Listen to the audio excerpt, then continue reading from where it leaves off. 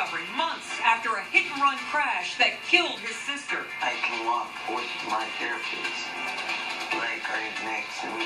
Why his mother says new penalties for hit-and-run drivers signed into law today are not stiff enough. And the reason this small flag that killed his sister and nearly killed him. Today, Governor Rick Scott signed new legislation that will increase the punishment for someone convicted in a hit-and-run crash. But the mother who nearly lost both of her children last December says it is not tough enough. Channel 9's Ryan Hughes is live where the accident happened. And Ryan, the new law raises the penalty to a minimum 4-year sentence, but that mom says the punishment doesn't fit the crime.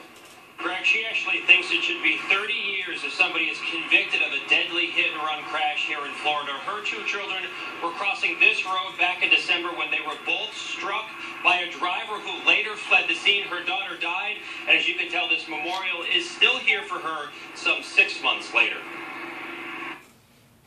Just doing baby steps. Travis Luque has made remarkable progress. I can walk with my therapist, like right next to me, holding me. He was seriously injured when a driver slammed into him and his sister as they crossed East Colonial Drive near Dean Road in December.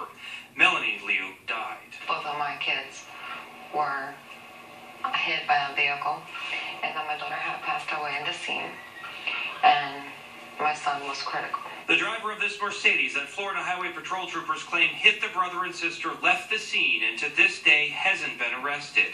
Kyla Holland, shown here, and her mother Nikki are named in a wrongful death lawsuit as owners of the car. My world, my family's world, ended that day. Travis and Melanie's mother may take a little solace in a development from Tallahassee late today. Governor Rick Scott signed a bill that increases the punishment for someone convicted of fleeing the scene of a hit-and-run crash involving injury or death. The mandatory minimum sentence is now 4 years, up from around 2. It is a positive move at this point. The legislation is called the Aaron Cohen Life Protection Act, named after a Miami bicyclist killed by a hit-and-run driver in 2012. That driver served less than 2 years in jail. Tina Exposito hopes someday the penalties get even tougher.